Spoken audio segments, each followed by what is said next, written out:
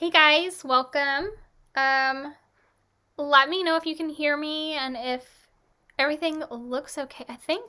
Hang on, I might have an issue on OBS. Here we go. Let me fix that. Fix that right quick. All right, give it just 1 second on your end and I should fill the screen. um, it's not popping up on, oh, here we go. Here we go. 2, 1, okay. Awesome. All right, guys. Thanks for being here. Happy Sunday. It is April 25th. And today we're talking about what's in your pet's food. I am so glad to have you here today. Let me know by posting in the chat. If you're watching live, if you're watching the replay, you can post in the comments. Let me know you're here. Let me know about you and your dog. Let me know what you're feeding your dog, what interests you about this particular topic, so we can have a conversation. I would love to know more about you. Also, if you are a patron, then you got early access to all of this information. I sent that out about an hour ago. So you got all of the information with all of the links and all of the resources so that you can do your own research as well, because that's the whole point of this. Like, you can, listen to one person online, but being able to, do your own research and find other sources of information is incredibly important. So I always provide my sources to you guys. JR is here. Welcome, JR. Thank you so much for being here. Looks and sounds great. Awesome. So let's get started. Sorry, I mentioned about if you are a patron, you got all this information about an hour ago. If you are not a patron, if you are like, what in the world is that, Jessica? You can check the link, the first link in the description, and that will take you to my Patreon where you can become a patron. I have 4 different tiers. Pick the one that's best for you. And in fact, oh my goodness, I just got an itch on my nose. In fact, we're still in April. So April, we're on April 25th. So we've got just a few more days left of the April giveaway. I'm giving away a $50 gift card of your choice, either an Apple gift card or a Google Play gift card. All you have to do is join me on Patreon. Again, pick any one of the 4 tiers, doesn't matter which tier. You are entered to win as long as you are an active patron on May 1st, 2021. If you have any questions about that, let me know. You can comment on this post or on this video. You can send me an email. I'll be happy to answer your questions. Just make sure you send me your questions on or before April 30th. So, what's in your pet's food? We've actually done quite a few videos on this, and if you are a patron, then you got links to just a couple of the videos that I've done in the past and kind of gone over a few things. We're gonna summarize some of the things we've talked about on this channel before, and then we're also going to talk about something new, which is preservatives in your pet food. So you definitely want to stick around for that because it's something I definitely haven't talked about before, and these synthetic preservatives that they're using, chemical preservatives, are known carcinogens. It's really scary, so stick around for that. Along the way, if you have any comments or any questions, you can go ahead and post them in the chat, or again, if you're watching a replay, you can post in the comments. I do answer my comments on YouTube. So, okay, thank you guys so much for being here. We're going to start off by talking about just the quality of ingredients that are going into your pet food to begin with. And now, of course, I can't ever say that 100% of every pet food on the market is this way, but the majority of them are. One of the biggest things to look out for is meat meal. So it could say chicken meal or beef meal or salmon meal or turkey meal, whatever it may be, whatever protein that they are saying is in that food. And what that means, according to the FDA, is basically that could be any leftovers on the slaughterhouse floor. It could be carcasses of animals offal, anything that is deemed not fit for human consumption, they can use to create meal.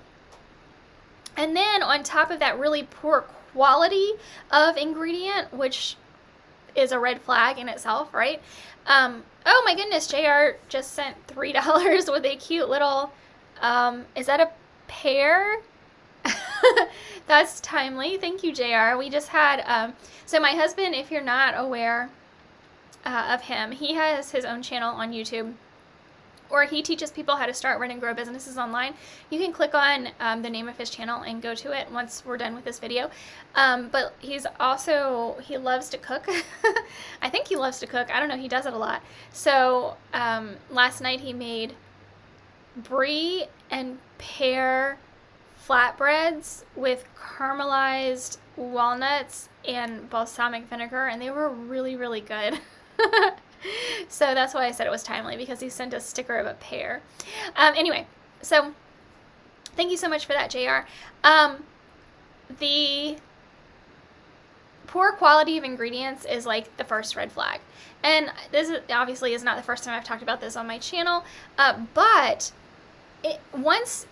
so we're starting with poor quality of ingredients, and then on top of that, they high heat process them in a rendering plant. So it could be called rendering, right?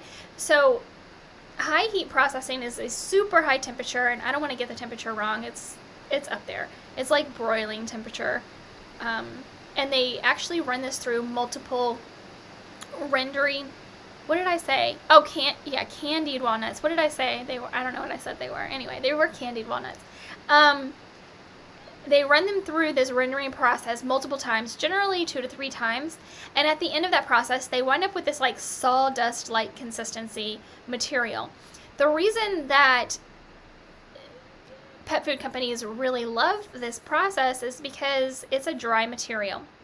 So there's no refrigeration required for storage. They don't have to freeze it. They literally store it in like silos. It's very easy for them. So that's one part, right? But in addition to that, I've done videos on like the tricks that pet food companies pull on you, like and it's all about marketing, right? So these beautiful pictures that they put on the front of the bags have absolutely no correlation with what is actually on the ingredient label. And Rodney Habib of Planet Paws talks about this salt divide, which is where on a bag of kibble, when you find salt in the ingredient label, generally, just according to guidelines in North America, salt cannot be more than 1%.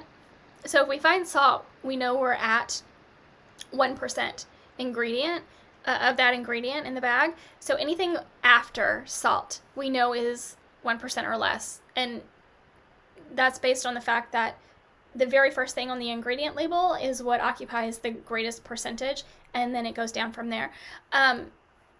So that's another interesting thing to see, because oftentimes you will see like big beautiful carrots and blueberries and raspberry or whatever on the front of the bag, but when you look at the ingredient list, it comes after salt. So there's almost nothing in there, almost no blueberries or whatever in there.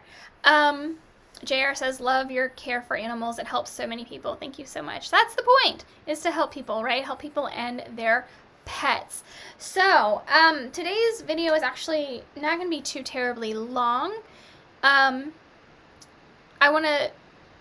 was just kind of a summary of some of the things we have talked about on this channel so far. And we're talking about, commercially available pet foods. And again, it is not 100% of commercially available pet foods, because, for instance, I feed Kim. We're currently rotating between Answers Pet Food, Raw Bistro, and the Bones & Co. And those three, they're all raw foods, fully balanced, and their labels, their ingredient labels are amazing. I mean, I wouldn't be feeding them if I didn't think they were wonderful. They're commercially available. They don't fall into this category. In my opinion, from what the research I've done, they don't fall into this category. But the majority of pet foods, and especially kibbles, do. And it's just the nature of kibble to provide you with a dry brick-like product. And actually, I woke up this morning to an email from Dr. Karen Becker that I haven't read yet, but it is literally on this topic of busting myths about kibble. And so I haven't read the email yet because I've been getting ready and taking care of the animals and, just combing back over my notes for today's live to make sure I was prepared for you guys. But she did post on Instagram. I'm not sure. I'm going to see if I can get this into frame for you guys to see it. I don't know if my webcam will pick it up well, but it's the facts and myths of kibbles, and it says myth, it cleans your pet's teeth. So apparently, a market survey found that many owners prefer kibble over other types of pet food because they thought it's more nutritious and can keep their pet's teeth clean. I've heard this so many times. I've heard this at veterinarians' offices, guys. And it's a myth that it keeps your pet's teeth clean.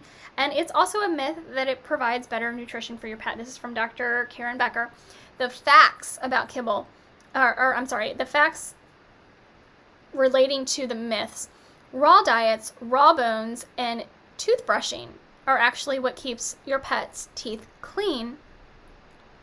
I actually, so I think it was, I don't remember how long ago it was. It was within the past month or two. The two crazy cat ladies, Jay was talking about kibble and how when your pet is eating kibble, of course, there's that myth that when they are crunching on the kibble, that's cleaning the teeth. But in actuality, when you do research, first of all, most cats don't even chew their food. They just swallow it. But when the kibble comes into contact with their saliva and they're breaking it down, it actually sticks to their teeth. So that's a complete myth.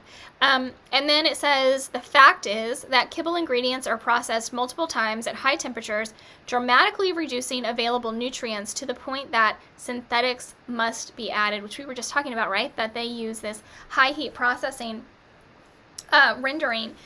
And it does. It leaves the product they started with, which was a pretty poor quality ingredient to begin with, it leaves that product in this sawdust-like state, which has little to no nutritional value. And what pet companies do is they add in synthetic vitamins and minerals, which, by the way, most of the time, not all of the time, but most of the time come from China.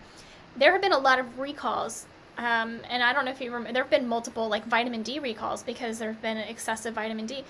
These companies are supposed to test the synthetic vitamin mix before they add it in, and then they are also supposed to test the final product before it goes out to market, and they've just admittedly we haven't done it. We haven't been doing it. Yes, we're supposed to be doing it. Yes, it's in our rules and regulations. Yes, we tell the USDA and the FDA that we do it, but no, we don't actually do it.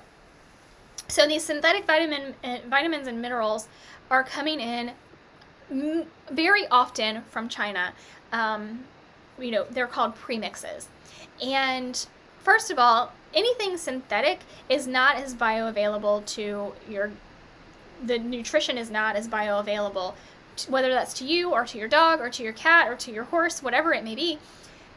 Anything synthetic is just not as bioavailable as it should be, as eating fresh whole foods is to the body. Excuse me.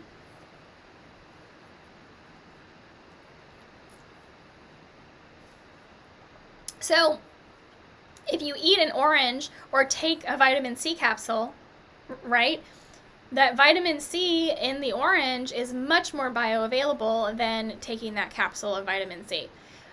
This is just fact. This is not, you can find this anywhere online, except for probably the vitamin manufacturers. They don't want you to know that. But that's just how it is. Eating a well-balanced fresh food diet is the best way to go for us, for our dogs, for our cats, for every living being on the planet. So,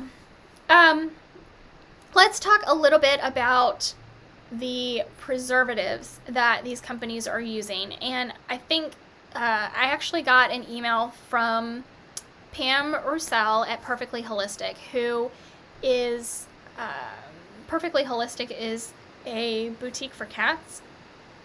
but they also do other, they're very much about natural and holistic health. It is kind of focused around cats, but we're talking about kibble. It applies to both cat food and dog food.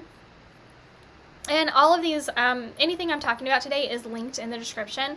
Also, again, if you are on Patreon, you got all of this information with all of the links earlier this morning. So, there are natural preservatives, and then there are synthetic or chemical preservatives. So if we think about everything we've just talked about, a natural preservative, obviously, would be or no preservative, would be the best way to go. But that they generally don't last as long. So let's first talk about what some of natural preservatives are. So if you have a pet food label, pull it out or take your notes now so you can go back and look at the pet food label later on. Some natural preservatives are going to be vitamin C, which could be listed as ascorbic acid. I always fumble when I say that word. ASCORBIC, ascorbic acid or vitamin C. Vitamin E, which may be listed as tocopherols on a nutritional label, and rosemary. Those are going to be like the primary natural preservatives. The issue with using these is that they don't last as long as synthetic or chemical preservatives. So if you are seeing any of these preservatives on your bag, cool. Just know that it's not going to last but in general, regardless of whatever preservative you use, fats go rancid really, really quickly, like regardless of a preservative. In fact, opening a bag of kibble, because of the fats and the fatty acids that they use in the kibble, and it's necessary. Fats are a requirement for, meeting nutritional guidelines. You have to eat fats. In fact, there are a lot of really good fat. Now, cooked fats aren't so great, but raw fats are amazing. Raw healthy fats are amazing for our pets. But that's for another topic. That's for another day. But fats go rancid really quickly. And, when you're buying a huge 60-pound bag of dog food, understand that those fats are going rancid within 7 to 10 days.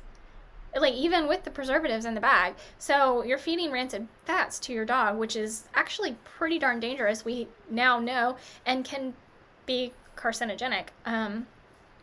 But again, that's not what we're talking about today. We're talking about preservatives. So if we're looking at a pet food label and we're seeing these natural preservatives, great.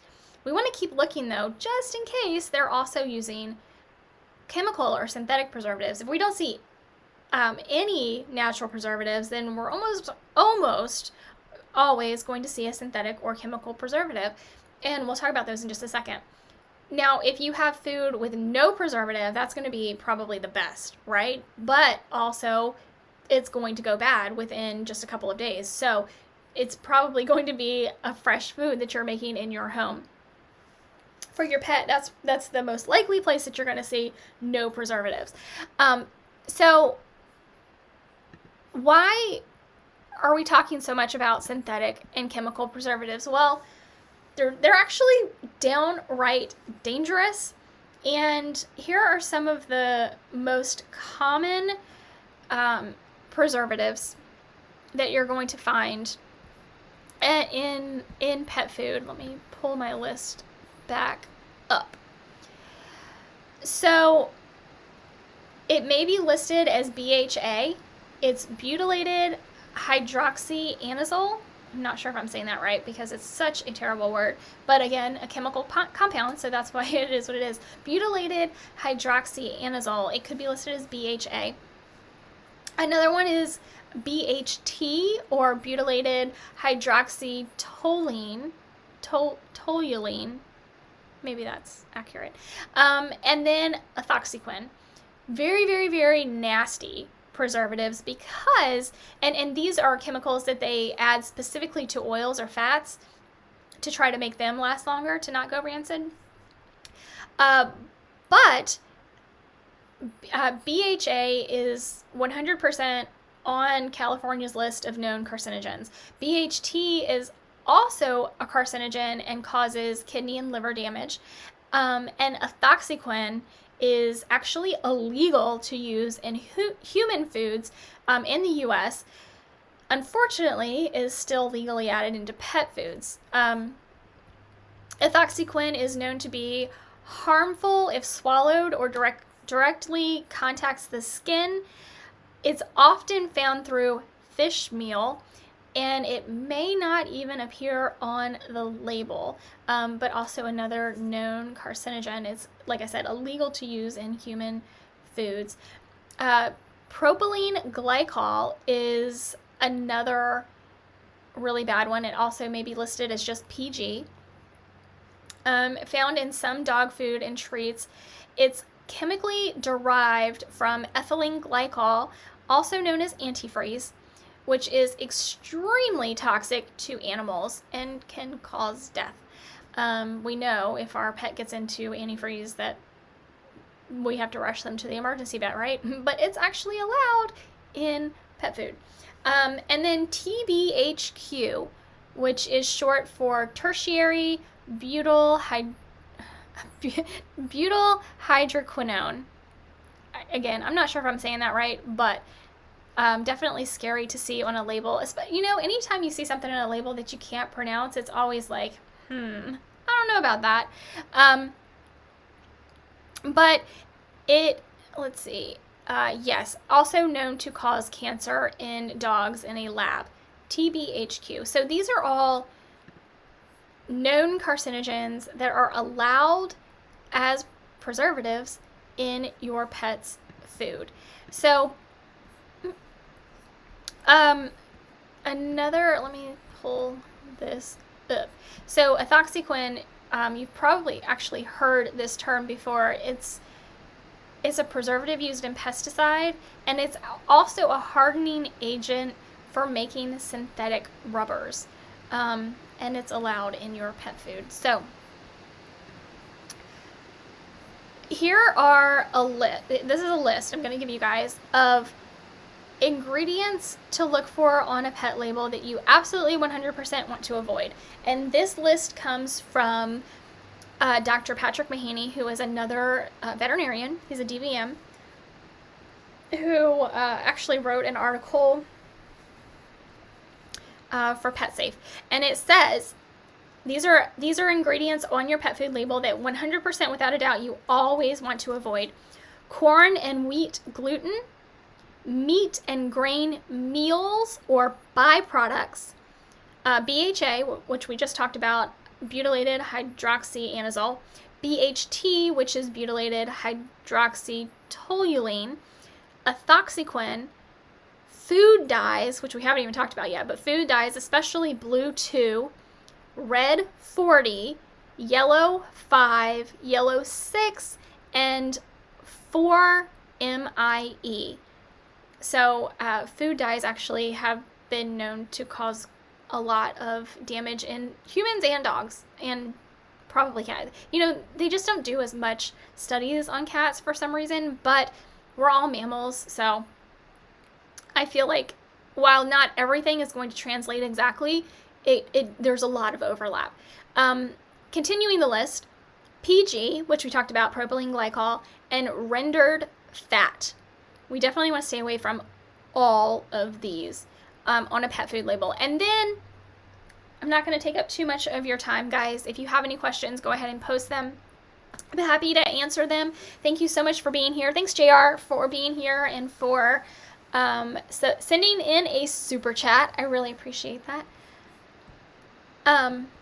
So in Pam's article, she talked about what, if your pet food label contains any of these things, what you should be doing next, right? And first and foremost is going to be switching to a healthier food, right? That doesn't contain these things. But she also talks about detoxing your pet, and I'm not going to go into all of that. If you're a patron, you got all of that information already this morning. If you are not If you haven't already joined me on Patreon, you can still do so. Not only will you get all of the information we talked about, as well as the detoxing information that Pam wrote about. Again, her site is all about holistic health, so it is a really great resource for raising your pets naturally. So all of that information is on the Patreon post today. Regardless of when you join, if you join today or if you joined a week ago, you get all of the back information, like all of the back posts for whatever tier level you join at. And also, just as a reminder, join on or before April 30th and on 2021, and on May 1st, 2021, I'm picking one active patron to win a $50 gift card of your choice, either Apple or Google Play. So if you're not already a patron, go ahead and join. Not only will you get new and exclusive pet content like the detoxing information, if you have checked your pet food label and see that any of these synthetic or chemical preservatives are in your pet food, because you will definitely want to detox your pet from the chemical load. You'll get all of that information, as well as if you join on or before April 30th, 2021, you will also be entered to win that gift card. I don't do giveaways very often, so you'll definitely want to get in on this one, because I don't know what I'm going to do one again. Yeah, so let me just check and see if anybody has any questions so far. JR says, great session today, learned a lot. Thank you so much. That's the whole point, right? Just because because I know what I know, and I'm feeding Kim a fresh food diet, doesn't mean, like, a lot of people out there aren't. And the last number I heard was something like 94, I think, 94% of people in the United States still fed kibble to their pets. And, so I'm definitely not the only one out there talking about switching to a fresh food diet, but I'm happy to be one more voice out there advocating for fresh food diets for our pets, which is a much more natural way to feed and raise our pets. And I mean, we talk about how short their lives are and how much we really wish they were with us so much longer. And then we look at what we put in. Like, we feed them some of the worst stuff on the planet. And it's not your fault. I mean, that's what these pet food companies have done. They have marketed so well, and they continue to do so.